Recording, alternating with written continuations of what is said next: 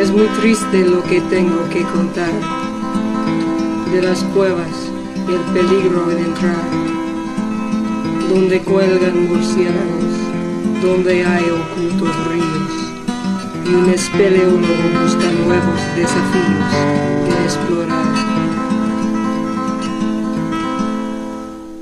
A sad story I have to tell, about a caver I knew well, who frequented the places where the rain never falls, where the sun never shines, where on water-fluted walls bats do dwell.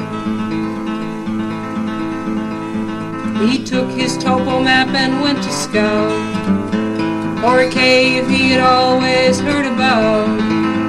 He had talked to all the farmers and he listened with a grin to the stories that they told him, where more people had gone in and not come out. He was warned by everyone to stay away, that he shouldn't go beyond the light of day, where the enemy was lurking in the dry and dusty air. But to him it made no difference, he decided to go there anyway.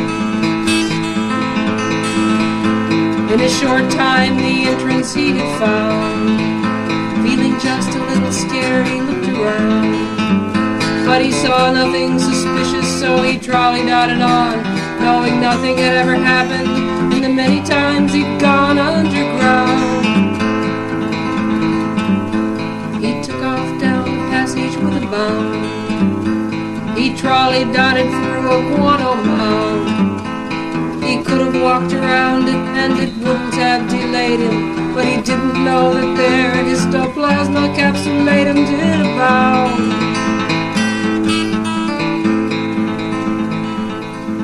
The enemy gathered forces silently, waiting for the perfect opportunity, when this bold intrepid caver with the limestone in his blood stubbed his toe and fell face downward in the guano-covered mud.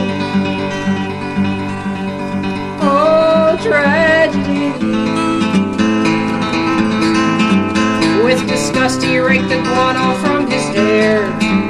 At the time he was completely unaware of the sneaky little critters whose primary occupation was to upset respiration and effect contamination. TB or not TB? Histoplasmosis. Well, they've had him in a fungus ward since then, and he's gonna be there till I don't know when. He's had to give up caving, and I know he must regret it, but as soon as they have cured him, he'll go caving